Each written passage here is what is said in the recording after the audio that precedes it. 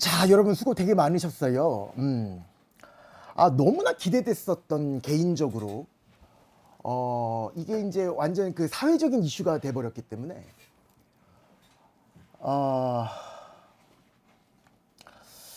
과연 어떻게 나올 것이냐. 사실 제가 예상을 했죠. 예측을 했어요. 어떻게 예측을 했었냐면, 잘 들어봐야 돼. 우리나라의 역사를 얘기하는 거야. 그 수학을 예로 들면 5년 전까지는 이걸 얘기를 해줘야 돼. 응? 5년 전까지는 봐봐요. 5년 전까지는 응? 여기서 얘기할까? 여기서 얘기할게. 5년 전까지는 5년 전 이렇게 쓸게. 5년 전까지는 킬러 문제랑 준킬러 문제, 그 다음에 평범한 4점짜리 문제. 이렇게 봤을 때 5년 전까지는 우리 4점짜리 문제, 2, 3점짜리 말고 2, 3점짜리 문제는 어차피 17문제 나오고 4점짜리가 13문제 나오잖아. 그러니까 이걸로 대학을 가는 게 아니라 이건 틀리면 이거는 나쁜 사람인 거고, 4점짜리 13문제 중에 5년 전까지 어떻게 냈냐면,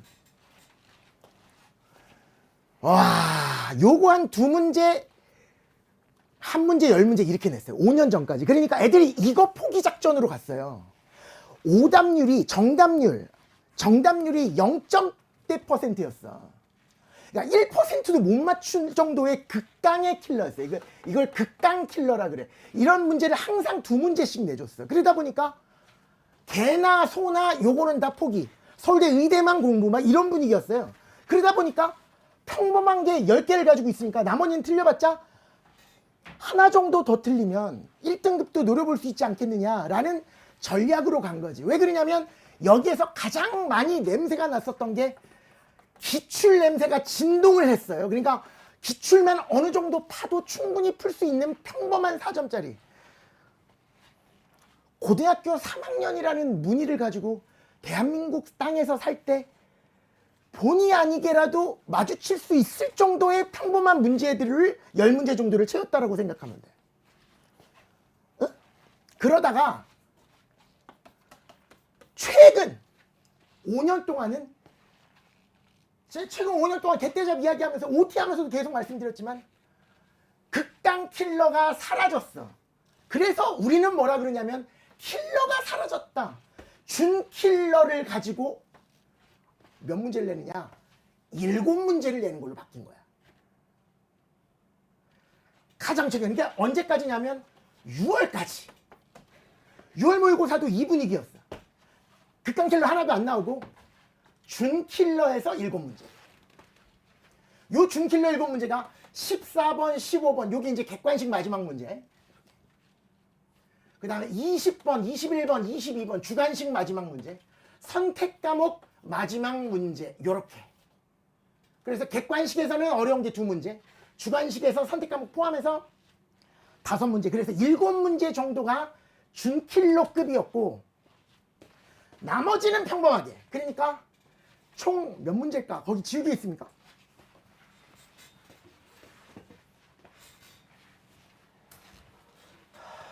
이거 라이브임?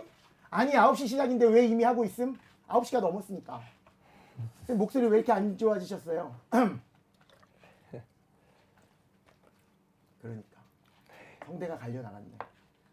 맞아요. 목이 상당히 안 좋아요. 솔직히 오늘 쉬었으면 이 문제가 아니라, 봐봐, 잘 들어봐. 요걸 6문제 냈단 말이야.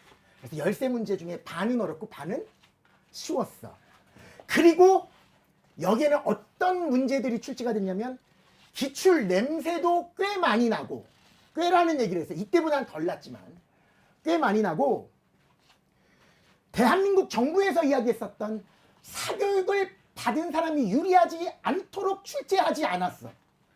그러니까 이 준킬러 문제 7문제를 해결하는 데는 솔직하게 교과서에 나와 있는 수열의 정의, 합성함수의 뜻, 미분 가능성의 뜻, 이런 이야기를 가지고 가는 것보다는 이 준킬러 7문제를 풀기 위해서는 교과서에 직접적으로 나오진 않지만 합성함수의 미분 가능성이라든가 합성함수의 그래프 모양, 합성함수의 대칭성이라든가 주기성을 미리 공부해 놓으면 그런 문제가 나왔을 때 쉽게 풀 수 있지. 그러니까 길을 훨씬 더 빨리 찾을 수 있도록 한 게 지금까지 대한민국 모든 수학 강사들의 업무였어요.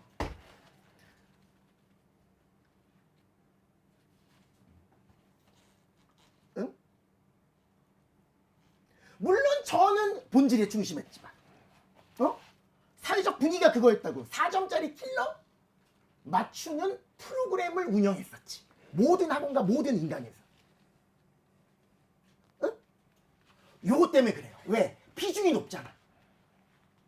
7문제니까. 이 중에서 몇 퍼센트를 맞추냐에 따라서 대학 색깔이 달라지는 그런 문제였다고. 그런데 이제 오늘이 된 거야. 그거를 내가 예상을 했어. 어떻게 예상했냐면 극강킬러는 당연히 안 나올 거고 준킬러 7문제 수준도 안 나올 거고 평범한 거를 가지고 13개를 깔면 완전 물수능이 되니까 요 사이를 비집고 들어갈 것이다. 저기 노란색 하나만 주시죠. 이 사이를 비집고 들어가서 13문제를 다 준킬러도 아니고 평범하지도 않은 생각해야 되는 문제들을 여기다 갖다 놓을 가능성이 높고 또 하나가 생각을 하기 위해서는 기출 냄새가 아예 안 나야 돼요. 왜? 기출 냄새가 나면 생각으로 푸는 게 아니라 기억력으로 풀기 때문에 그래버리면 변별력이 또 떨어지거든. 너무 물수능이 되니까 누구나 공정하게 시험장에서 처음 생각할 수 있는 문제들로 그러니까 한마디로 얘기해서 신유형으로 13개를 깔되 평범하지는 않게 13개를 깔 것 같다라고 예상을 했었고 어제 저는 철길 요 앞에 있는 게 뭐죠? 철길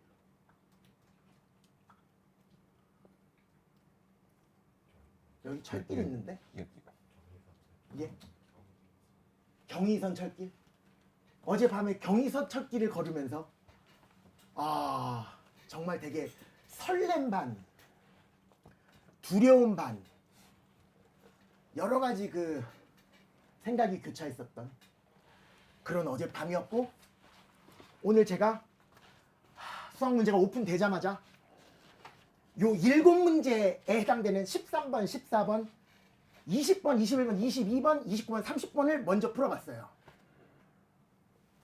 그런데 그 어떤 거에도 요런 수준이 안 나왔어. 정말 아예 그러니까 생각을 못할 만한 문제가 하나도 없었어. 모든 문제는 다 생각할 만 했었고 그러니까 문제를 읽자마자 예전에 킬러 문제는 뭐였냐면 어쩌라고 이 느낌이었다면 지금은 그렇다고? 이러면 될 것 같은데? 모든 문제가 13문제 모두 4점짜리가 누구나 생각할 수 있게 단 저의 예상대로 단 한 문제도 2, 3점짜리는 당연히 기출 냄새가 나지만 너무 쉬운 거니까 개념 원리도 있고 정석에도 있는 문제들이지만 4점짜리에는 다 생각하는데 누구나 시험장에서 처음 생각하도록 하는 문제였어요. 그러니까 한마디로 얘기해서 정말 그 말이 맞아. 그러니까 어떻게 보면 학원을 다니는 사교육에 의지했던 사람들이 유리하지 않도록 출제하려고 애쓰는 적이 너무나 보였어.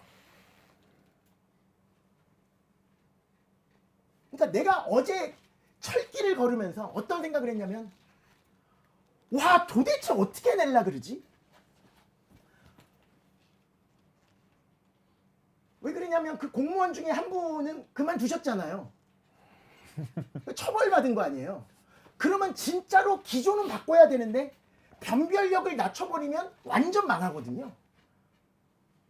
아니 우리나라에서 수능 이슈가 얼마나 민감한데 거기에서 물승을 내버리면 100점짜리가 여럿 발생하도록 만들면 큰일 나잖아. 그런데 그때 대정부 질문인가 어딘가 상임위원회인가 어딘가 질문을 했어요. 국회의원 중에 한 명이 어떻게 내겠다는 얘기입니까? 이렇게 물어봤는데 그분이 대답한 게 신유형을 출제하지 않겠다 그랬거든. 근데 신유형의 정의는 없지만 그러면 기출 냄새가 난다는 얘기인데 그러면 변별력이 없거든. 그럼 너무 쉬워지거든. 그래서 걱정했는데 다행스럽게 신유형으로 덮었습니다. 그러니까 이 신유형이라는 말은 나의 기준으로 얘기하는 신유형. 그러니까 기출 냄새가 나지 않는 걸 신유형이라고 정의를 한다면 지금까지 4점짜리 킬러 문제들은 특히 미분 척분에서 다항함수의 고유의 성질을 가지고 그러니까 대칭성, 주기성을 가지고 누가 더 빨리 쉽게 접근하느냐의 싸움이었다면 이번에는 그러지 않았다는 거야. 왜? 그런 것들을 학원에서 가르칠 게 뻔히 아니까 진짜로 빼버린 거예요. 그래서 정말 와 정말 우와 이랬어 내가. 어떻게 기출 냄새가 하나도 안 날 수가 있을까? 많은 걸 고민한 거야. 그러니까 어렵지도 않도록 출제를 하는데 생각은 많이 해야 되는데 처음 보는 문제들로 덮었어. 그러니까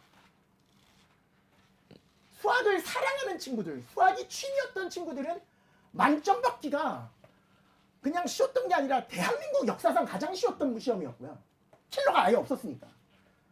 단 모든 문제를 다 시험장에서 처음으로 생각해야 되니까. 여러분들은 봤던 문제 아니면 한 번 읽고 떠오르지 않으면 그냥 버려버리잖아. 근데 그런 문제가 하나도 안 나오니까 시간적으로 앞에서 시간을 다 보냈을 확률이 되게 높지. 근데 우리나라 전 국민의 90%는 수학을 싫어하니까 90%는 힘들고 10%는 행복했었던 시험이 아닐까.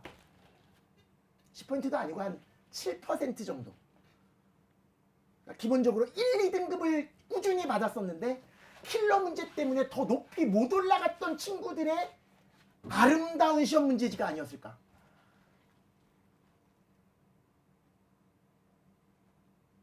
그래서 극상위권, 최상위권, 상위권이 있다면 상위권의 점수가 비슷하지 않을까. 걔네들이 잠깐 생각하지 못한 거. 왜? 기출문제 냄새가 나면 아 이런 유형의 문제는 뭐를 조심해야 되겠다가 있잖아요. 그런 걸 모르잖아. 처음 봤으니까. 그러니까 잘 넘어가는 거야. 그러니까 나는 맞았다고 생각했는데 막 틀리고. 그랬을 가능성도 상당히 높다. 그러니까 시험장에서는 안 불편했을 거예요, 여러분. 문제 읽자마자 아, 이 정도면 괜찮구나. 예를 들어서 우리 이투스가 자랑하는 과학 선생님. 갑자기. 이규철 선생님, 물리의 그다음에 지구과학의 안성진 선생님. 제가 먼저 얘기를 하고 곧바로 바통을 넘겨드리도록 하겠습니다. 네. 봐봐, 이런 식으로 나왔다라는 거지. 그러니까 이거는 기출에도 이런 패턴이 있어. 맞아. 기출 냄새는 나. 그런데 시험장에서 해보는 방법밖에 없다라는 거지. 이 느낌. 그런데 이거를 짝수로 나누는 다음에 짝수만 반으로 쪼개고 그 다음에 또 짝수가 되면 반으로 쪼개고 이런 느낌이라서 처음부터 짝수의 종류도 두 가지거든요. 사이배수인지 사이배수가 아닌지. 그래서 전체 정수를 네 가지로 분류해서 풀었으면 가능했을 텐데 그런 모든 생각을 어디서만 가능한 거야? 시험장에서만 가능한 문제예요. 이것도. 무조건 시험장에서 풀어봐야 돼요. 미리 공부한 거 가지고 전혀 적용시킬 수 없었던 문제. 이것도 되게 단순한 문제 같은데 이것도 그래프 그려가면서 직접 생각해 봐야 되는 문제고 이것도 아주 단순하게 그러니까 정말 교과서만으로 문제를 풀 수 있도록 하라라는 그 이야기를 충실하기 위해서 함수의 생김새가 못생긴 게 하나도 없었어. 너무 쉬운 함수들이야 다. 아주 기본적이고 교과서 보기에 나올 만한 함수들. 이거 그래프 못 그리는 친구들 거의 없거든. 그런데 내용이 처음이야. 내용이. 이런 말을 지금까지 들어본 적은 없어. 어떤 느낌? 이렇게 되도록 하는 모든 실수 K값의 범위는 이거다. 그러니까 이거일 때 이렇게 된다는 말이 아니거든. 이걸 만족하는 모든 K값 다 모아놓은 게 이거라는 얘기니까. 이거 바깥쪽에서는 이걸 성립하지 않는다는 얘기거든요. 그러니까 이런 패턴의 이야기들이 처음이라는 거야. 아니 이걸 무슨 스킬을 부려 여기서. 이건 너무나 기본적인 그래프니까 누구나 그릴 수 있는 그래프를 가지고 예해석하는 당연히 시험장에서 처리했어야 되는 문제고요.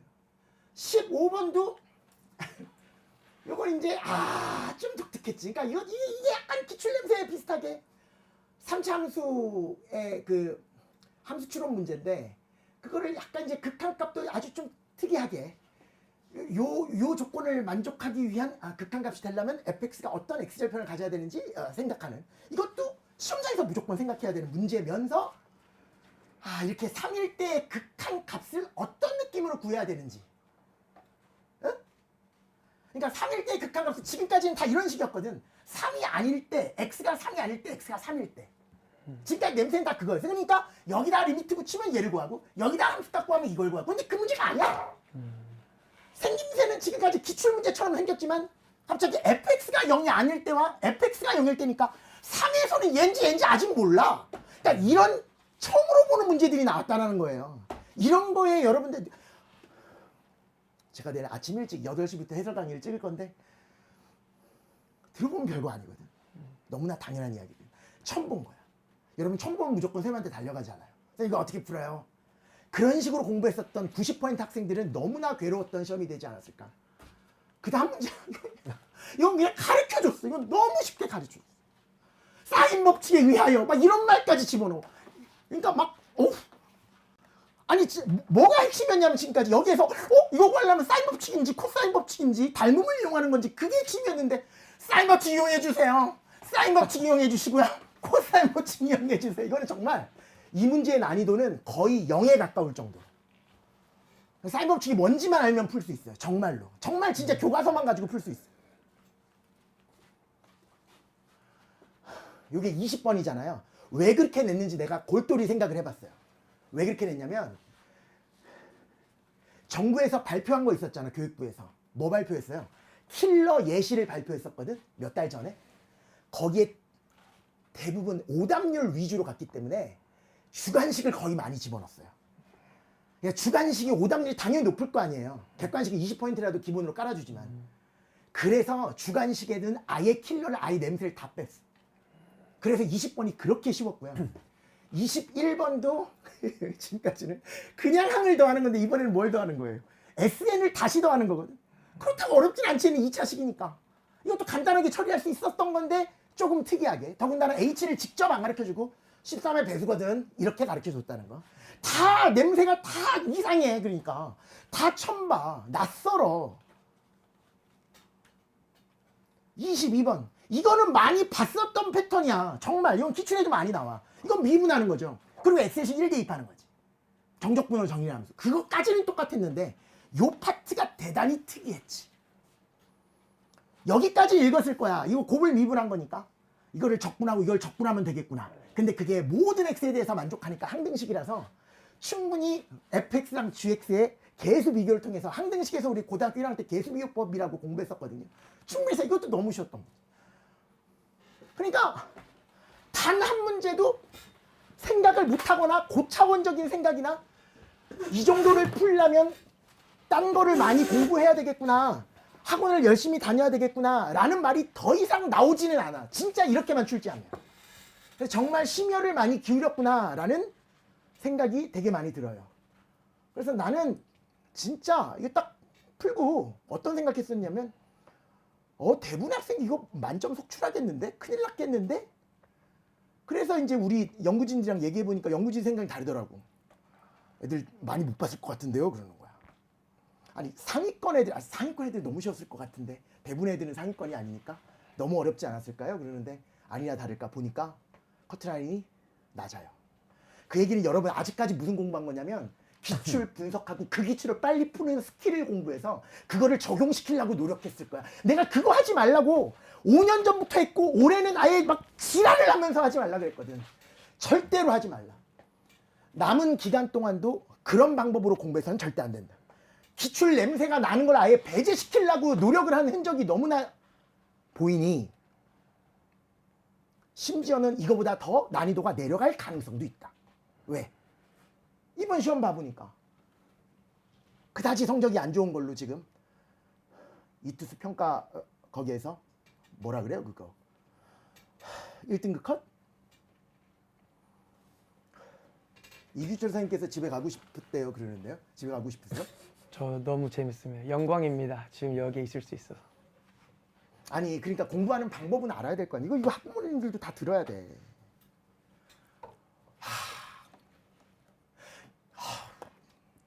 수열에서 다음한 구하고 하나씩 따져가면서 다음한 구하는데 무슨 선행학습이 필요하겠니?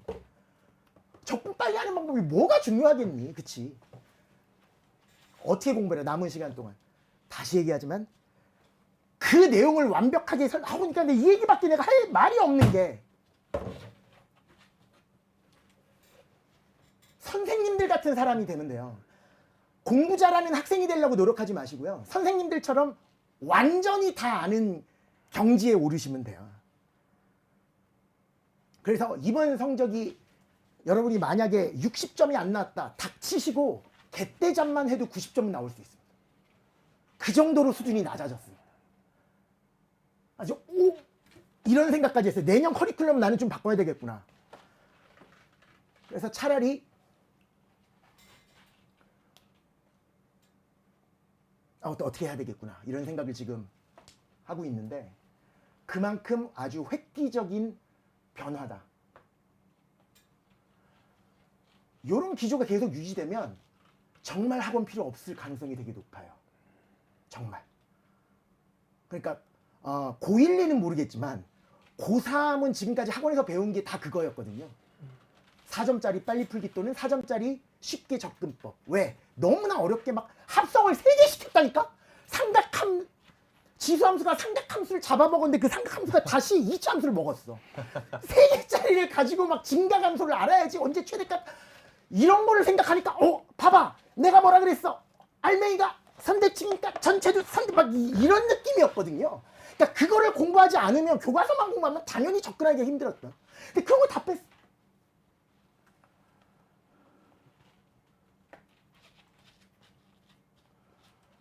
내가 100점이라고 얘기하려고 그러다가 90이라고 한 거예요. 개떼잡만 공부해도 90이 나온다고요?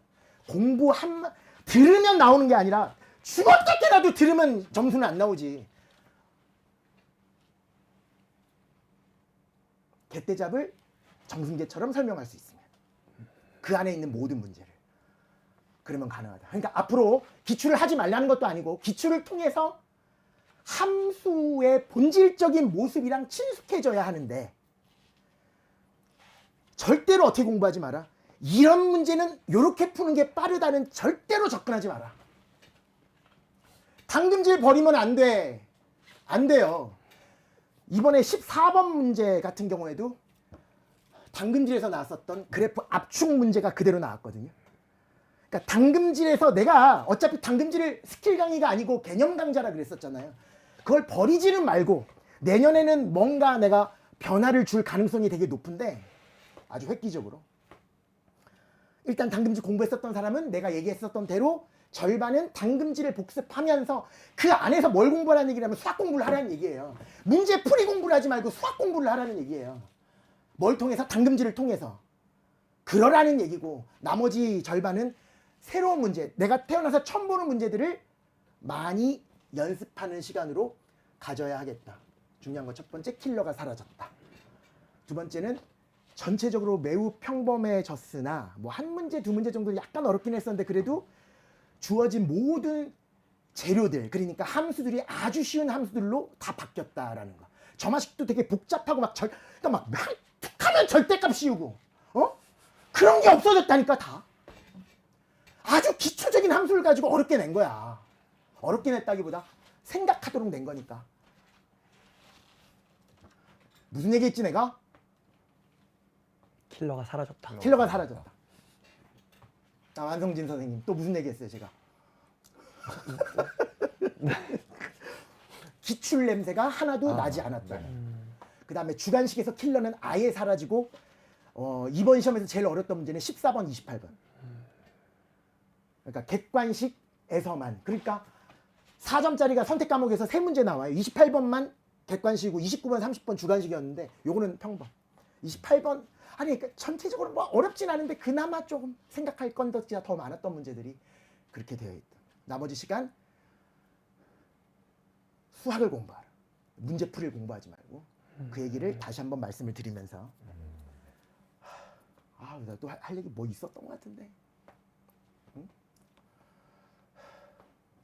해설 강의는 내일 오전 중에 공통 과목 1번부터 22번까지 있고요. 그 다음날 선택 과목 3개 이렇게 올리도록 하겠습니다. 공통 과목이 훨씬 더 중요하고 훨씬 더 비중이 높으니까 확실하게 잘 정리하셔야 된다라는 거.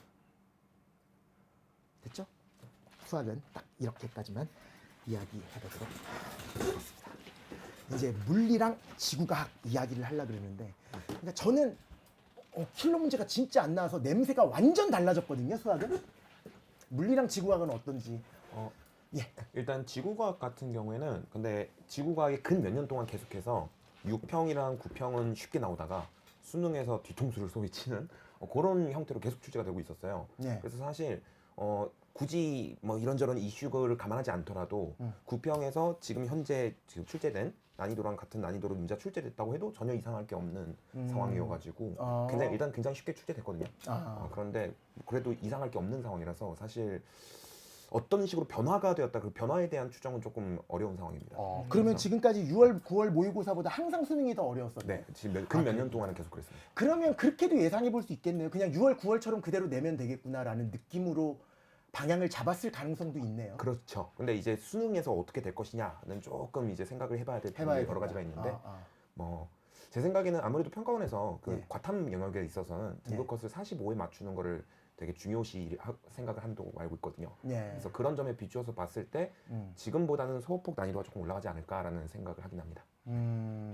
소폭 올라가지 않을까? 네. 그 정도의 느낌. 오히려 6월, 9월이 너무 쉬웠기 때문에 그대로 너무 쉽게 출제했다라는 얘기요. 네, 맞습니다. 물리는 어땠습니까, 선생님? 물리는 말씀하신 기조 약간 먹히지 않았나 싶습니다. 킬러가 조금 사라지는, 항상 역예보라고 해서 역학적 에너지 보존이라는 영역이 20번 문제로 나와서 가장 어려운 문제를 담당을 했었는데 6평 때부터 역예보가 조금 쉽게 나오는 기조를 보였거든요. 근데 이번 9월 문제도 굉장히 쉽게 나왔다. 그래서 킬러 역할을 맡던 영역이 죽으면서 동력학 전반적인 영역의 변별력이 조금 분배되는 양상을 6월 때 보였는데 이번 9월 모의고사 같은 경우에는 분배가 된 거는 맞는데 전반적으로 분배가 되면서도 낮아졌다. 그래서 6평 때보다 조금 더 쉽다라고 느꼈으면 공부를 열심히 했다라고 생각이 듭니다. 네. 그래요? 네, 그래서 전반적으로 물리도 이번 9평은 조금 쉬웠다. 쉬었다. 네.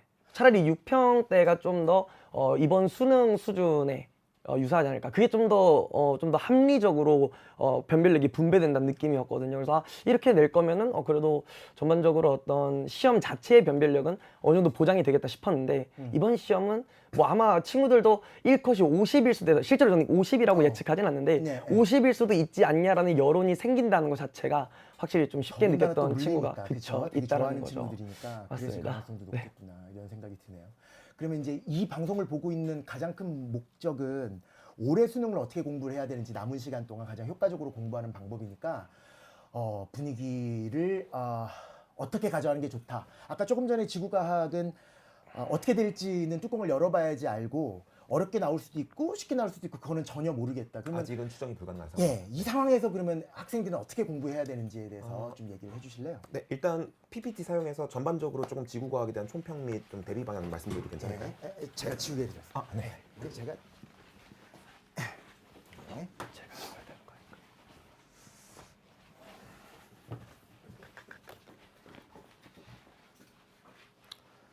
카메라는 어디 보면 될까요? 여기 있나요? 네.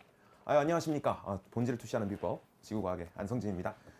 지금 채팅창에 계신 분들 중에 지구과학 수강생분들 계신지 모르겠어요. 아까 몇 분 뵙긴 했는데 채팅창에 글 남겨주시면 감사드릴 것 같습니다. 자, 일단 한번 본격적으로 이야기 들어가 보면요. 일단 제일 궁금한 게 아마 난이도실 텐데 일단 난이도부터 딱 말씀을 드리자면은 이번 모평은 확실히 작년 수능보다는 훨씬 쉬웠고요. 이번에 올해 치러진 그 6평 있죠. 6평과 비교해서도 다소 쉬웠다라고 말씀드릴 수가 있겠습니다. 확실히 조금 고난도 문제가 많이 좀 줄어들었다라는 느낌이 좀 많이 들었고요. 뭐라고 해야 될까? 좀 이렇게 가끔씩 6평이나 9평에서 좀 두고두고 회자될 만한 추론형 선지들이 가끔씩 출제가 된 적이 있었는데 이번에는 그렇게 회자될 만한 추론형 선지가 좀 부재하지 않았나라는 그런 생각이 들고요. 충분히 특히 제가 4페이지 보면서 진짜 강력하게 든 생각인데 이 주제는 분명히 좀 더 이렇게 어렵게 출제될 수 있을 것 같은데 약간 이렇게 조금 난이도를 많이 하향 조정을 한 것 같다라는 그런 느낌을 4페이지에서 좀 특히 많이 받았습니다. 그래서 그런 자제를 했다라는 느낌이 들고 만약 근데 이렇게 좀 고난도 문제를 줄여야 되겠다라고만 하면은 아무래도 변별이 좀 어려울 거 아니에요. 그렇기 때문에 평가원 입장에서 좀 자료나 유형 면에서 좀 이렇게 새로운 자료 혹은 새로운 유형 이런 것들을 시도하면서 나름 변별을 좀 하고자 노력했던 것이 좀 눈에 띈다고 할 수가 있겠습니다. 하지만 그럼에도 불구하고 그 자료나 유형 자체는 조금씩 새로운 부분이 있었는데 선지 구성 같은 경우에는 대부분이 다 기출에서 나왔던 요소 혹은 거기서 파생된 요소들이었기 때문에 개념학습 꼼꼼하게 하셨고 또 기출 분석도 제대로 하신 수험생 분들이라면은 그렇게 막 어렵게 느끼지는 않지 않았을까라는 그런 생각이 듭니다. 물론 이렇게 조금 자료나 유형 면에서 새로운 시도를 보여주고 선지에서는 약간 이렇게 방금 전에 정승재 선생님께서 말씀하신 것처럼 기출 냄새가 짙게 그렇게 나오는 게 뭐 최근까지 계속 경향이긴 했습니다.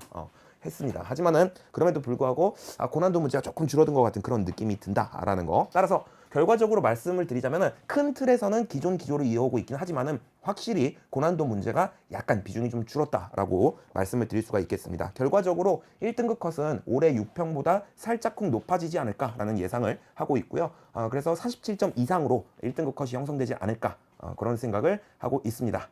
자, 채팅창 이렇게 보는데 특정 단어 내에서만 좀 집중돼서 출제된 느낌이 있었어요 라는 의견도 있으시고요. 4페이지가 전에 비해서 확실히 좀 쉬워진 것 같다 라는 그런 말씀도 있으시는데 허블 법칙 문제 같은 경우에는 이제 뭐 저와 함께 진 모의고사라든가 뭐 그런 콘텐츠 이제 함께 해본 친구들이라면 알겠지만은 충분히 더 이렇게 깊게 파고들 요소가 있거든요. 뭐 우리 은하를 기준으로 나머지 두 은하의 어떤 시선 방향을 이루는 각도를 추정을 해본다든가 뭐 여러 가지 상황이 있을 수가 있겠는데 좀 자세한 느낌이 들었다라는 생각이 듭니다. 다 맞았어요. 승진쌤 듣고요. 제 수업이 아니라 승진쌤 수업을 들었나 봐. 그죠? 해도 안 됩니다. 3점 문제도 제대로 못 풀었어요.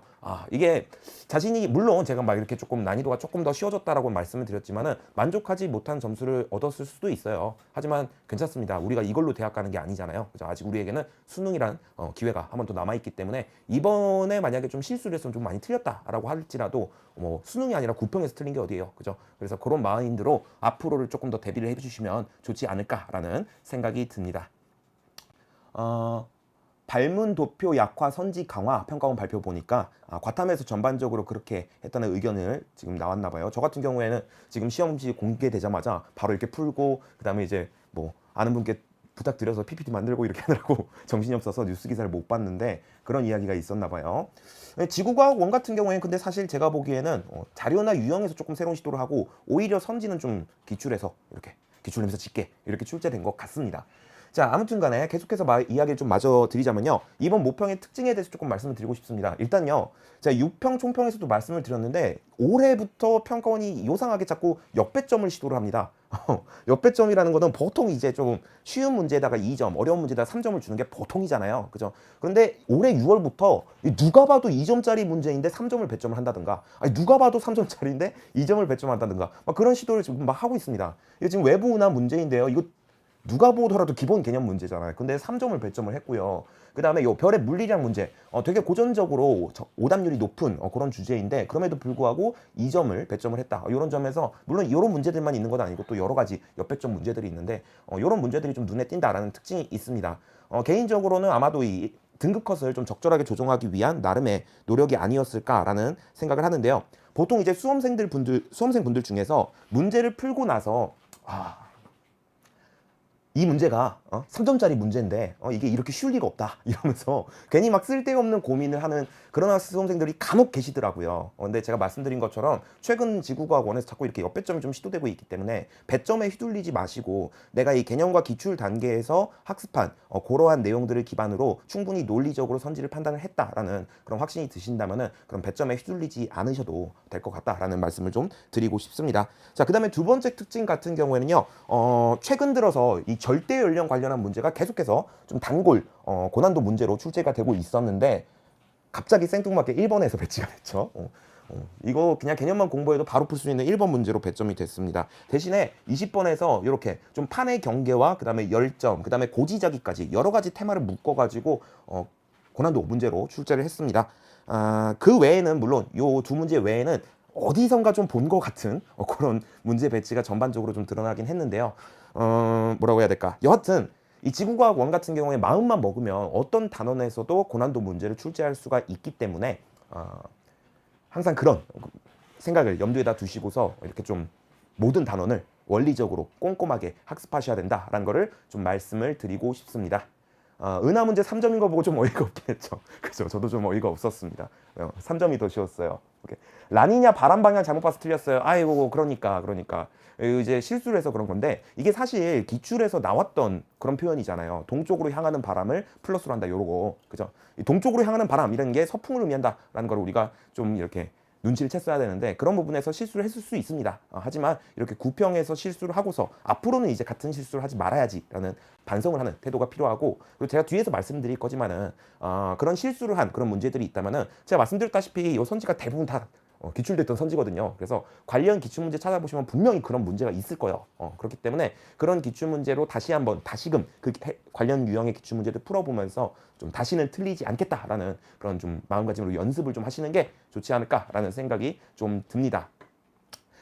이번에 1등급 컷 보니까 상위권이라도 까딱 잘못하면은 2, 3등급으로 쉽게 하락할 듯이라고 되어 있는데요. 맞습니다. 특히 지구과학 원 같은 경우에 그게 좀 심했는데 특히나 전반적으로 난이도가 조금 쉬웠기 때문에 실수가 좀 치명적으로 작용할 수 있는 시험이었다라는 걸 조금 말씀을 드리고 싶어요. 그렇기 때문에 실수를 틀렸을 시에 우리가 앞으로 어떤 식으로 대비를 하면 좋은가 거기에 대한 이야기도 제가 좀 준비를 했는데요.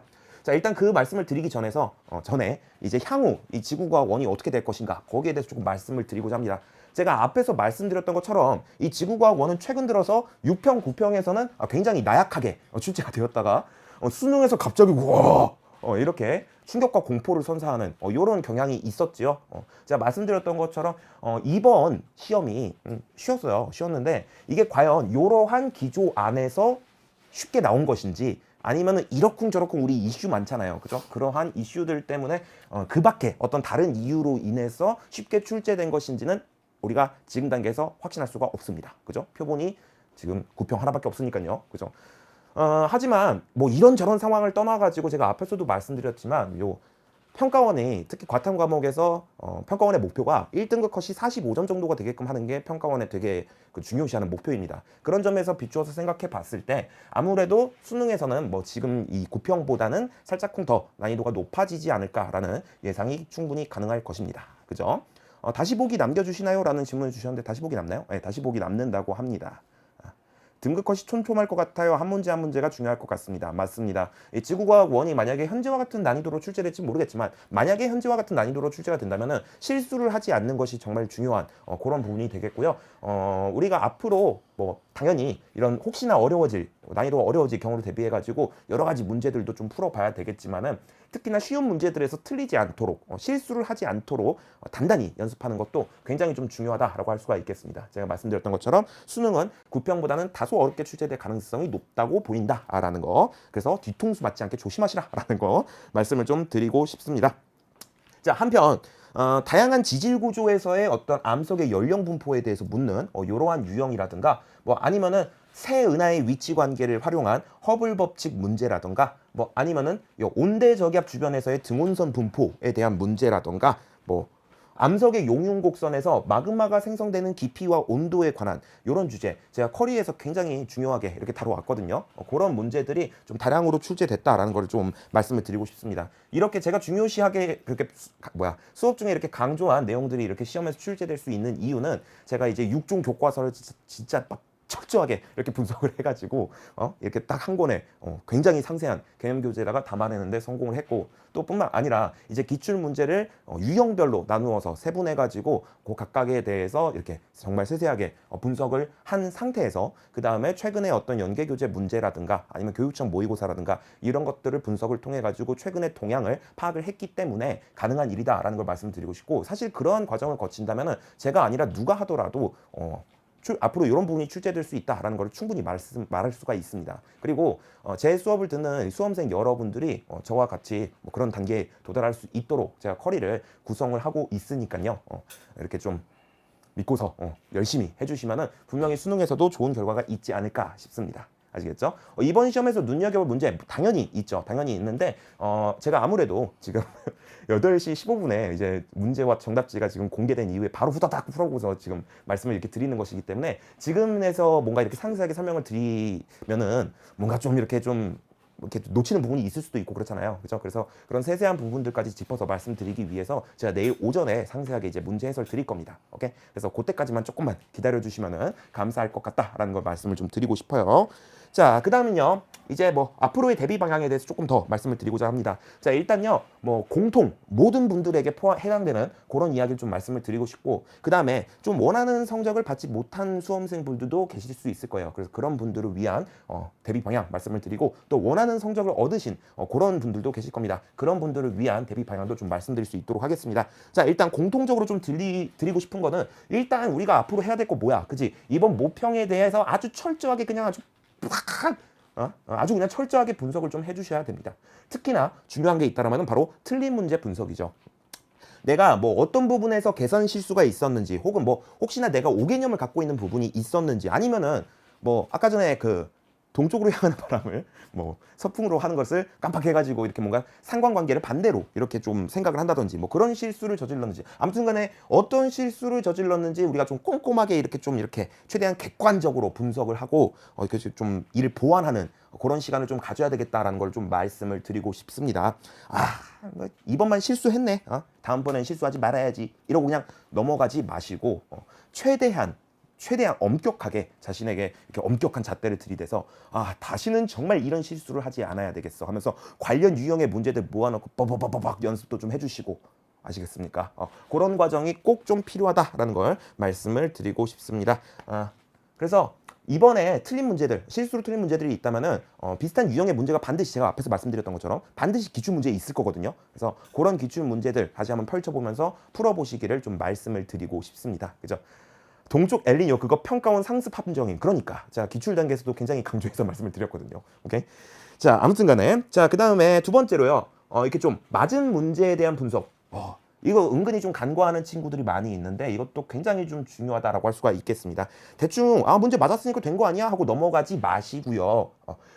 내가 이 제시된 문제 상황과 자료를 완벽하게 이해하였는지를 좀 꼼꼼하게 점검하실 필요가 있다라는 것을 좀 말씀을 드리고 싶습니다.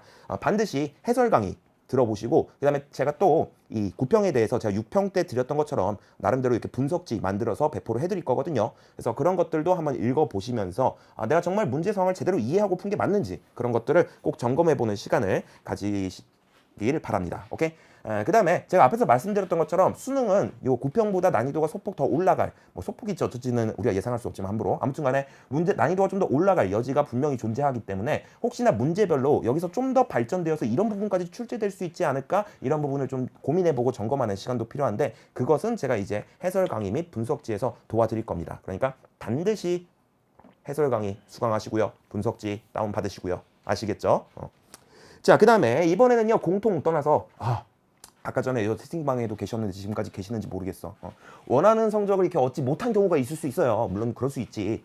근데 이런 분들이 이제 앞으로 좀 어떤 것들을 하면 좋으냐 거기에 대해서 조금 말씀을 드리고 싶은데 정말 죄송하지만 이번 모평은 앞에서 말씀드렸다시피 자료나 유형 자체는 좀 새롭게 다가올 수 있지만 정작 선지에서 물어보는 것은 이 기출 선지의 좀 변형이라든가 아니면 기출 선지의 반복이었기 때문에 만약에 내가 원하는 성적을 얻지 못했다면 다음 같은 세 가지의 경우의 수가 있을 수가 있습니다. 일단 첫 번째 뭔가 이렇게 좀 새로운 자료를 맞닥뜨리니까는 이런 새로운 자료를 해석함에 있어서 좀 어려움을 겪었어. 요런 유형이거나 아니면은 기출 분석이 좀 부족해가지고 기출에서 반복된 선지라도 내가 그걸 눈치를 채지 못하고서 이렇게 좀 제대로 판단하지 못한 그런 경우가 있을 수가 있겠고 또 세 번째 비교적 쉬운 난이도로 인해서 내가 실수를 했어. 근데 그 실수가 정말 치명적으로 작용해서 성적이 등급이 막 떨어질 것 같아. 이런 경우가 있을 수가 있겠습니다. 자 각각의 경우에 대해서 조금 말씀을 드리고 싶은데 일단 수험생 입장에서 좀 새롭게 다가올 수 있는 그런 문제라고 한다면은요 제가 쓱 보니까는 3번과 그 다음에 6번 그 다음에 11번 그 다음에 13번 그 다음에 15번에 등장한 요 자료들 정도가 좀 새롭게 다가오는 그런 새로운 느낌으로 다가오는 그런 자료가 아닐까라는 생각이 듭니다. 나머지는 솔직히 우리가 기출 분석, 그 다음에 뭐 개념 완성, 그 다음에 뭐 인플레이션 단계까지 다 거쳤다면은 어디선가 한 번쯤 본 것 같은 그런 자료들일 텐데 요런 문제들은 조금 우리가 새롭게 다가왔을 수 있겠다. 자, 근데 요 문제들 같은 경우에 공통점이 무엇이냐면요. 바로 그래프의 형태로 자료가 제시되었다라는 것입니다. 그래프. 그래서 이런 그래프의 해석에 있어서 내가 조금 어려움을 겪었다. 이 그래프가 나에게 무엇을 말해주고 싶은 건지 그걸 판단하는데 내가 좀 실패했다라는 학생들이 계시다면은 항상 우리가 그래프를 해석할 때 제가 강조드리는 세 가지가 있습니다. 뭐냐면은 항상 그래프를 맞닥뜨리면 그래프 각 축의 의미 잘 판단하시고 그다음에 이 그래프 각 축의 증감 방향 잘 판단을 하시고 오케이? 그다음에 요 각 축에서 문제 상황에 따라 축의 어떤 간격들 이런 것들 잘 확인하시라 이렇게 세 가지 강조해서 말씀을 드렸거든요. 자, 그런 부분에 염두에 두면서 이 그래프가 결과적으로 우리에게 말하고 싶은 바가 뭔지 우리가 배운 개념에서 끌어와 가지고 그 적절한 개념을 이 그래프에다 매칭시키는 것이 이 지구과학 1에 있어서 굉장히 중요한 그런 과정이다라는 걸 좀 말씀을 드리고 싶어. 아마 그 과정이 좀 잘 안 됐기 때문에 자료 해석에 있어서 어려움을 겪지 않았을까라는 생각이 드는데요. 만약 이런 부분에서 해석에 있어서 어려움을 겪는다면은 제가 말씀드렸던 것처럼 세 가지 있죠.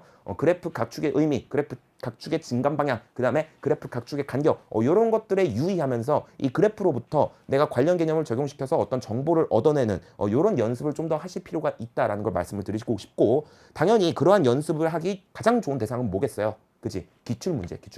기출문제집 다시 한번 풀어보면서 이런 그래프가 제시된 이런 자료들에 대해서 이 자료에서 뭔가 이렇게 내가 얻어낼 수 있는 정보가 무엇인가를 분석해보는 그런 그러니까 물론 우리가 이미 기출 분석을 했기 때문에 한 번씩은 다 분석을 했겠지만 그럼에도 불구하고 다시금 우리가 분석을 좀 해보는 그런 시간을 갖기를 권해드립니다. 만약에 그 과정이 혼자 하기가 너무나도 혹독해 너무나도 어려워 뭐 그런 생각이 드신다면은 해당 문제의 기출 강의 다시 한번 수강하셔도 좋고 아니면은 Q&A 게시판이 뭐 하라고 있는 거야 그치? 그런 거 질문하라고 있는 거란 말이에요. 그래서 Q&A 게시판을 이용하는 것도 좋은 방법이 아닐까라는 생각이 듭니다. 오케이.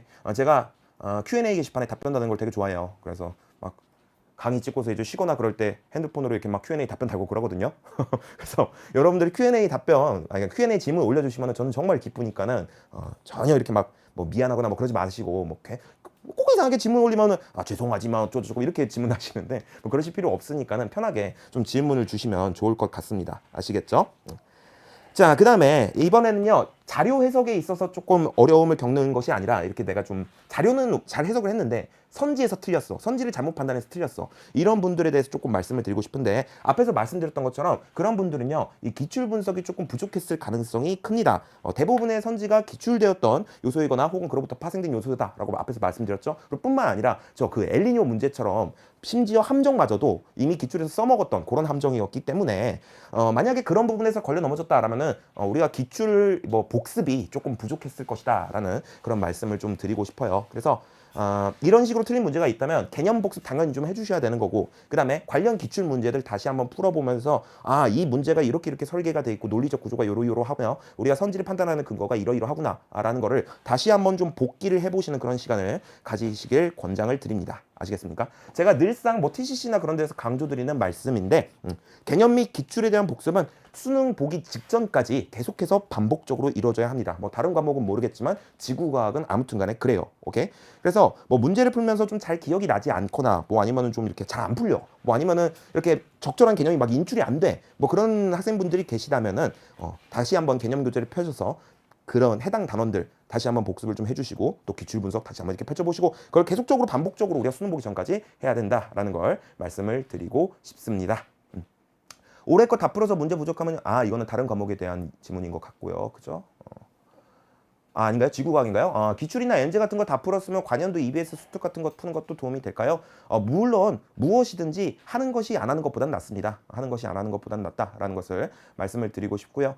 다만 가장 중요도를 좀 이렇게 두는 데 있어가지고는 그래도 기출이 제일 중요하고 그 다음에 이제 올해 EBS 연계 교재 그 다음 중요한 게 뭐 관연도 EBS 연계 교재 뭐 이런 식으로 우리가 조금 생각을 해보는 게 좋겠다라는 걸 좀 말씀을 드리고 싶습니다. 아시겠습니까? 관연도 풀어도 돼요. 풀어도 돼요. 자, 그 다음에 맞아. 제가 정순재 선생님 말씀 듣고서 굉장히 좀 공감한 게 있는데 내가 그 기출 분석 다시 한번 기출 분석 다시 한번 펼쳐보면서 요 관련 기출 문제들 복기를 할 때 제일 중요한 게 내가 요 각각의 선지가 왜 정답이고 왜 정답이 아닌지를 스스로에게 설명할 수 있어야 한다라고 TCC에서 굉장히 말씀드렸던 거 기억나십니까? 근데 정승재 선생님께서 똑같이 말씀을 해주셔가지고 이게 어떤 과목을 불문하고 진짜 내가 스스로에게 내가 이것을 아는지 설명해보는 것 이것이 내가 해당 개념을 정확하게 알고 있는지를 이해하는 척도가 된다라는 걸 좀 이렇게 말씀을 드리고 싶어요. 아시겠습니까? 자, 그 다음에 비교적 쉬운 난이도로 인해서 사소한 실수가 좀 치명적으로 작용한 경우가 있을 수가 있죠. 그죠? 자, 이런 경우 같은 경우에는 내가 어떤 부분을 실수했는지를 정확하게 파악을 하셔서 말씀드렸던 것처럼, 앞에서 말씀드렸던 것처럼 관련 기출 문제들 이렇게 좀 반복적으로 다시 한번 풀어보면서 같은 실수를 반복하지 않도록 좀 연습을 하셔야 된다라는 걸 말씀을 드리고 싶습니다. 제가 또 앞에서 드렸던 말씀인데 수능에서 틀리지 않고 구평에서 틀린 게 어딥니까? 그죠? 우리가 그걸 행운으로 좀 알고서 다시는 틀리지 말아야 되겠다라는 그런 다짐을 가지시길 바랍니다. 아시겠죠? 자, 그 다음에 이제 원하는 성적을 얻은 경우에 그런 수험생들에 대해서 말씀을 좀 드리고 싶습니다. 일단 축하드립니다. 축하드리고요. 고된 학습 과정을 견디고서 묵묵히 견디고서 여러분들이 꾸준히 노력을 해왔기 때문에 가능한 일이었다라는 걸 좀 말씀을 드리고 싶습니다. 다만 앞서 말씀드렸던 것처럼 최근 몇 년간 이 6구평에서는 쉬운 난이도로 출제가 되다가 수능에서 갑자기 그냥 확 뒤통수를 후려치는 이런 경우가 굉장히 좀 많았기 때문에 자만하지 않고서 조금 더 난이도가 높아질 수 있음을 고려해가지고 우리가 좀 학습을 해야 되겠다라는 걸 말씀을 드리고 싶습니다. 그래서 개념과 기출, 인플레이션 등 우리가 강의에서 함께 했던 그렇게 그러니까 함께 하면서 쌓았던 그런 기본기들을 바탕으로 뭐 좀 이렇게 이전에 풀어봤던 기출 문제들 다시 한번 복기를 해보시는 것도 좋고 뭐 아니면은 뭐 엔제라든가 그런 것들을 활용해서 혹은 모의고사 컨텐츠 이런 것들을 활용해서 새로운 문제들을 풀어보면서 이것들을 계속적으로 적용을 해보는 연습을 해보시고 그 과정에서 우리가 배웠던 개념이 휘발되지 않게 오케이? 그 다음에 뭐 감각이 깊지 않게 이런 것들을 꾸준히 유지해주는 자세가 필요하다라는 것을 좀 말씀을 드리고 싶습니다. 이제 정말 얼마 안 남았습니다.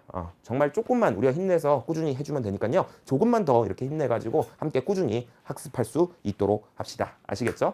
그리고 뭐 진모의고사 그리고 지평선 지금 진행 중인 거 알고 계시죠? 진모의고사 시즌3 구평 전에 완강이 돼 있었고요. 혹시나 아직 안 풀어본 분이 계시다면 꼭 한번 풀어보시길 권장을 드리는 바입니다. 이번에 정말 좋은 출제자분 만나가지고 정말 심혈을 기울여서 제작을 했거든요. 그렇기 때문에 꼭 한번 풀어보시면 좋을 것 같고 또 지평선 진행 중이니까는 지평선 통해서 관련 문제들 이렇게 좀 풀어보면서 개념이 휘발되지 않도록 그리고 이런 부분까지 또 출제가 될 수가 있구나라는 약간 이렇게 고난도적인 그런 생각도 해볼 수 있도록 같이 노력을 해봅시다. 아시겠죠?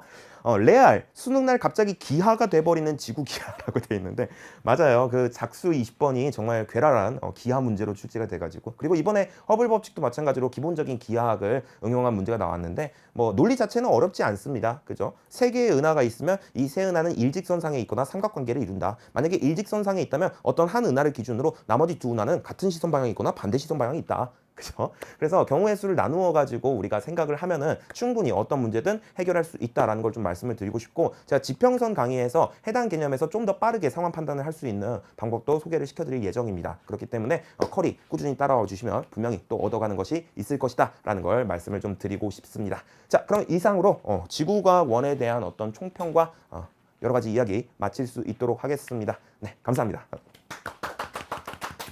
수고하셨습니다.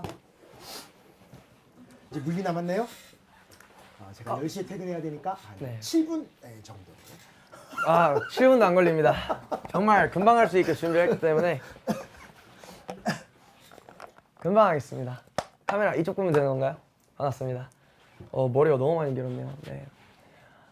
네, 저는 되게 짧게 준비를 했거든요. 되게 직관적으로 그냥 빠르게 영역별로 설명드리고 총평 드리고 그리고 이제 또 드리고 싶은 조언 이런 거 빠르게 드리고서 승지쌤 퇴근하실 수 있도록 제가 빠르게 진행해 보도록 하겠습니다.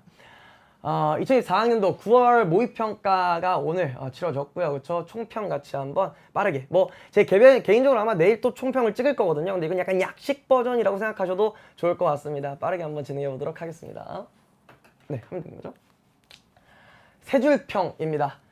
전반적으로 6평보다는 쉬웠다라는 이야기 그리고 이제 특히 마지막 페이지 난이도가 근래에 들어서 거의 좀 많이 낮은 편이었다라는 이야기 또 드리고 싶고요. 세 번째 줄이 되게 중요합니다. 제가 또 9평까지 겪으면서 올해 6평과 9평을 겪으면서 든 생각은 여러분들 물리 공부 너무 많이 하지 마십시오. 과하게 준비하지 말되 필요한 학습을 하라는 이야기를 정말 강조드리고 싶어요. 쓸데없는 공부하지 마시고 필요한 공부만 하셔도 필요한 공부만 똑바로 하셔도 충분히 성적이 나올 수 있는 이야기를 만들어낼 수가 있을 거란 얘기를 드리고 싶습니다. 그리고 네 번째로 이제 또 제가 이번에 또 이 촬영하기 직전에 이제 또 학생들이랑 소통하면서 또 현강을 또 많이 하다 보니까 친구들이 또 시험 잘 봤다는 연락을 되게 많이 줬거든요. 또 얘기하다 보니까 또 일부 친구들은 시간이 조금 부족했다는 친구들이 있는 것 같아요. 근데 이번 9평 물리 시험 같은 경우에는 계산량이 많지는 않았거든요. 계산량이 많지 않은데 시간이 모자랐다라고 하는 건 아직까지도 여러분들이 문제를 마주했을 때 이 문제에 어떻게 접근해야 지 문제 풀이를 갖다가 어떻게 접근해야 되는지에 대한 그 판단하는데 시간이 소요된다는 그런 뜻인 것 같아요. 그래서 계산량이 적은데도 불구하고 시간이 많이 걸렸다면 문제를 더 정형화된 풀이법을 숙지를 하셔야 될 것 같다는 얘기를 드립니다. 그래서 이러한 문제들은 이런 식으로 푸는 식으로 운영이 된다더라. 뭐 그런 것들을 조금 숙지하는데 초점을 맞춰서 공부를 해보시면 어떨까라는 생각이 들고요. 또 이렇게 말하고 보니까 또 승재쌤의 어떤 수학 학습이랑은 또 약간 조금 괴리가 있네요. 그렇죠? 물리는 수학은 멋진 학문인데 물리는 또 이제 개념 학습은 여러분들 대학 가시면 합니다. 그래서 지금의 물리 어떤 수능 또 이제 모의고사 어떤 문제풀이라고 하는 건 개념보다는 약간 이 문제를 위한 문제들이에요. 그래서 문제풀이법에 대한 학습이 조금 숙지되는 게 아무래도 좀 수학이랑은 좀 다른 점인 것 같다는 생각이 듭니다. 역시 수학이 더 멋있는 학문인 것 같습니다. 네, 넘어가 보도록 하겠습니다. 그래서 동력학부터 같이 한번 이야기를 드려보려고 합니다. 보시면 이제 동력학, 역학이 어떻게 보면 물리에서 가장 역한 파트잖아요. 그렇죠? 그 역한 역학 중에서도 가장 역한 동력학입니다. 그래서 이 녀석 같은 경우 이번에 가장 주시해야 될 것은 역예보라고 하는 20번 항상 이제 킬러 문항을 맞던 녀석이 역시나 이 어떤 분위기에 휩쓸려 가지고 올해는 킬러가 아니게 출제될 것 같다. 많이 쉬워졌으니까 버리면 안 된다. 또 좀 어떻게 보면 제가 또 강의할 때도 현장 수업에서 보면은 또 인강에서도 여러분들 Q&A 하는 거 보면 그래요. 역예보 문제 하나 너무 어려우니까 한 개 틀려도 1등은 나오지 않겠습니까? 저 20번 문제는 버릴래요. 놀랍게도 이번 구평에서는 심지어 20번도 아니었습니다. 그쵸? 19번으로 출제가 됐고 20번은 여러 가지 운동 문제가 나왔거든요. 그 19번이고 실제로 여러분들 6평이어서 이번 9평에서도 굉장히 여러분들이 수월하게 풀 수 있는 난이도로 출제가 됐기 때문에 이렇게 확대를 하시죠? 이거 너무 확대하지 말아주셨으면 좋겠습니다. 부담되기 때문에. 그래서 역예보가 올해는 킬러가 아니다. 많이 쉬워졌으니까 버리면 안 된다는 얘기를 드리고 싶고요. 6평에 이어 9평 때도 변별력을 동력학 전 영역에다가 분배하려는 분위기가 강합니다. 그렇기 때문에 역예보는 연계 문항에서부터 보였던 계산량은 죽이고 에너지를 표기로 가져가면서 환산하는 메타. 제가 항상 강조하는 이야기거든요. 스킬풀에서도 강조하고 스킬풀 이용에서도 강조했던 이야기인데 그게 정말 전형적으로 너무 잘 먹히게 출제가 되고 있다. 그래서 저랑 같이 공부했다면 확실히 이게 강의 효과를 볼 수 있는 문제였어서 굉장히 좀 뿌듯합니다. 실제로 현장 친구들 또는 인강 친구들 다 문제 잘 풀었다라는 얘기합니다. 그래서 심지어 그런 얘기 하던데요. 19번 문제를 30초 컷 했다. 근데 실제로 저랑 같이 공부를 했다면 30초 컷도 불가능한 얘기가 아닙니다. 뭐 그런 것들 좀 얘기를 드리고 싶고 자잘한 동력학 문항의 변별력이라고 하는 되게 중요한 것 같습니다. 여러분들 아마 2페이지였나요? 그래서 10번, 11번, 12번이었나요? 그렇게 해서 실 끊는 힘 관련 문제랑 정력학, 제가 정확히 한 번호는 기억이 안 나는데 정력학 분석 문제랑 그리고 충돌 문제가 이렇게 연달아 나오면서 여러분들에게 어떻게 보면 자잘하게 자꾸 펀치를 날렸는데 그런 것들도 굉장히 변별력 구간이지 않았나 싶습니다. 근데 이 변별력이라고 하는 건 푸냐 못 푸냐의 변별력이 아니에요. 얼마나 빠르게 풀어내느냐, 속전속결하느냐라는 그런 변별력이기 때문에 저런 것들도 여러분들이 좀 많이 트레이닝을 하시면 충분히 빠르게 풀고 넘어갈 수가 있을 거다. 그래서 시간이 부족한 거는 이제 역시나 이런 부분에서 줄여 나갔어야 되는 부분인 것 같습니다. 그래서 동력학, 여러분들 역예보 절대 버리지 마십시오. 또 물리 선택한 사람 많은지 모르겠는데요. 그렇죠? 자, 한번 넘어가 보도록 하겠습니다.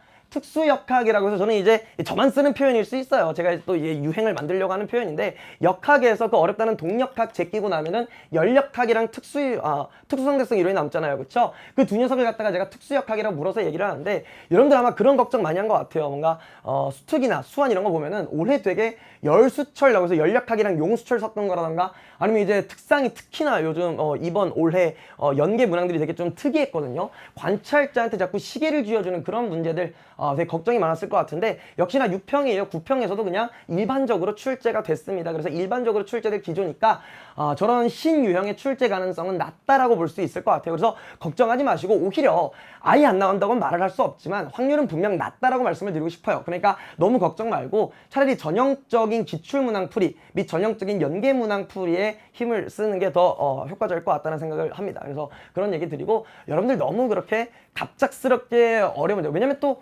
열수철이라든가 관찰자 시계문항 저런 게 나오게 되면은 위치가 또 애매합니다. 포지션이 되게 애매해요. 이번에 동력학 전반적으로 변별력을 분배하려는 분위기인데 그런 문제들이 되게 되면 굉장히 꼭 마지막 페이지에 나올 수밖에 없게 되고 마지막 페이지 심지어 후반부에 들어갈 수밖에 없는데 그런 위치가 요즘의 추세는 아니다. 그래서 너무 걱정하지 마시되 풀어는 보시고 경험은 하시되 오히려 더 전형적인 문제들을 빠르게 정확하게 푸는 게 중요할 것 같다는 말씀 드립니다. 네, 그다음 전자기 영역이죠, 그렇죠? 우리가 이제 확실하게 올해부터 바뀐 기조는 작년까지만 해도 전자기라고 하는 게 준킬러 뭐 이런 표현 조금 좀 민망하지만 그렇죠? 준킬러라고 해서 18, 19번을 전형적으로 담당을 했었는데 올해는 확실히 전자기 비중이 줄어들고 있습니다. 4페이지에 전기력 아니면 합성자기장 둘 중 한 문제만 배치될 가능성이 높아 보입니다. 그래서 6평 때는 아예 빠졌었거든요. 근데 제 생각에 당연한 얘기인데 뭐 강사도 그렇고 여러분들 평가원도 마찬가지일 거고 아예 빼버리게 되면 여러분들이 전자기 공부를 하겠냐고요. 그렇죠? 전자기 공부에 소홀해질 가능성이 높기 때문에 전반적으로 난이도는 낮아지되 아예 놓지는 않으시게끔 아예 놓지는 말아야 할 정도로 출제가 될 거다. 그래서 아마 제 생각에 수능 때도 둘 중 한 문제는 맨 마지막 페이지에 배치가 될 정도로 나올 겁니다. 근데 그럼에도 불구하고 충분히 난이도는 낮아질 거라고 예상이 되니까 공부를 안 하지는 마시되 너무 또 스트레스 받지는 말자는 얘기 또 드리고 싶어요. 6평, 9평 문제 난이도는 비슷했습니다. 그래서 수능 때도 아마 이 정도 느낌으로 나오지 않을까. 되게 또 좋은 이야기입니다. 그렇죠? 넘어가도록 하겠습니다. 파동입니다. 6평 때는 이제 난이도가 되게 준수했거든요.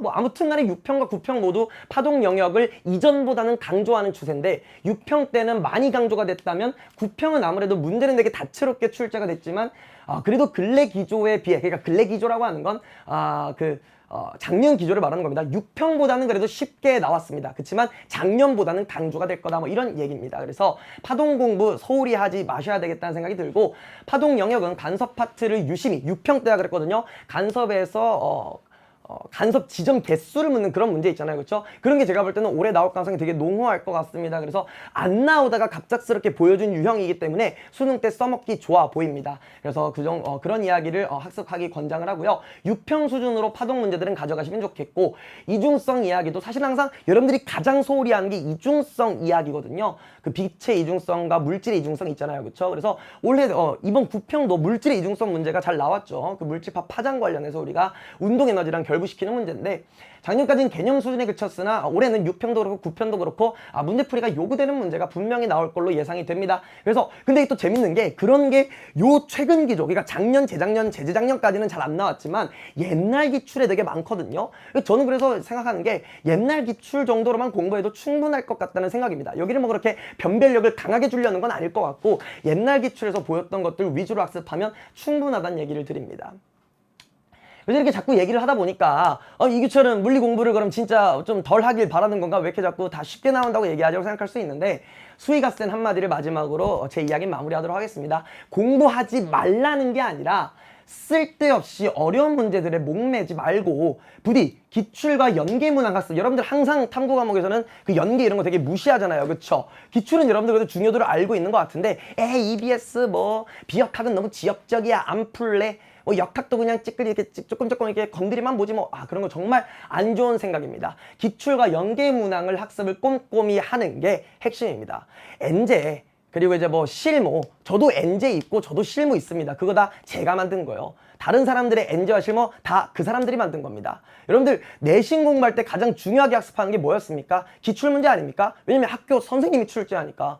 여러분들 왜 연계한다고 하는데 이거를 왜 별로 안 중요하다고 생각하는지 전 이해가 안 가요. 그거는 진짜 연계 문항을 꼼꼼히 학습하는 건 기본 중에 기본입니다.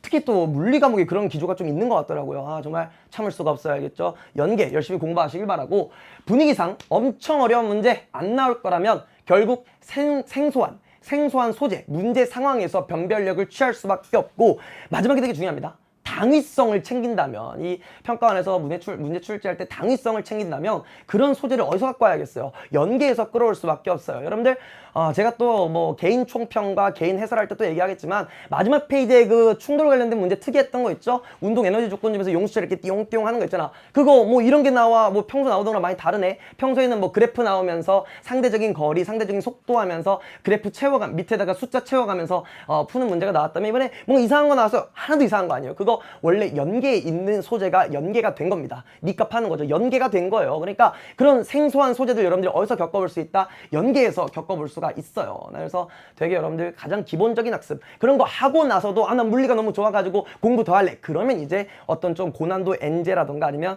실무 같은 것들 건드려 볼 수 있겠지만 근데 고난도 엔제는 제가 별로 안 좋아하고 실무는 그래도 좋게 생각합니다. 왜냐면 실전 문제풀이 그 감각이라고 하는 건 되게 중요한 영역이니까 실무는 같이 하시되 여러분들 고난도 엔제에 목매지 마시고 여러분들 연계 차라리 또 이거 뭐 저를 이렇게 제가 홍보하려고 한 건 아니지만 저는 이번 부평을 보면서 되게 감동했던 게 제가 뭐 이번에 되게 어렵게 완강했던 수업 중 하나가 스킬풀 이용이라고 있어요. 그 스킬풀이라고 하는 거는 문제 푸는 방법들을 갖다가 정형화해 놓은 교재였다면 스킬풀 이용은 스킬풀 EBS 적용입니다. EBS 1호 개정교육과정 이후에 있는 연계 문항들을 갖다가 변형해 가지고 담은 다음에 여기에서도 우리가 배웠던 방법들이 다 통한다라는 거를 갖다가 봤던 커리큘럼이거든요.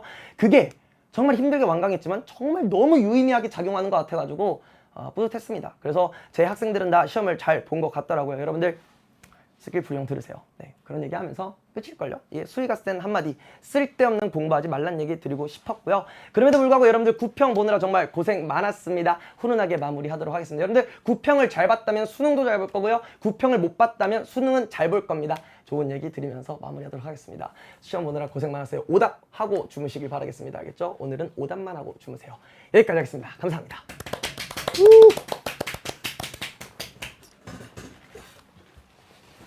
이제 2시간 정도 지나면 70일 남았더라고요, 수능이. 이제 얼마 남지 않았어요. 11월 16일까지. 70일 동안 가장 효과적이고 좋은 방법에 대해서는 저희 3명이 다 말씀을 드렸으니까 누구나 점수를 올리는 방법은 알아. 근데 안 해서 문제인 거지. 여러분과의 싸움에서 꼭 승리하는, 그래서 11월 16일 날 가장 행복한 사람이 되는 여러분이 되었으면 좋겠습니다. 지금까지 수학의 정승재였고요. 네, 물리의 이규철이었습니다. 네, 지구과학의 안성진이었습니다. 감사합니다. 열심히 공부하십시오. 안녕.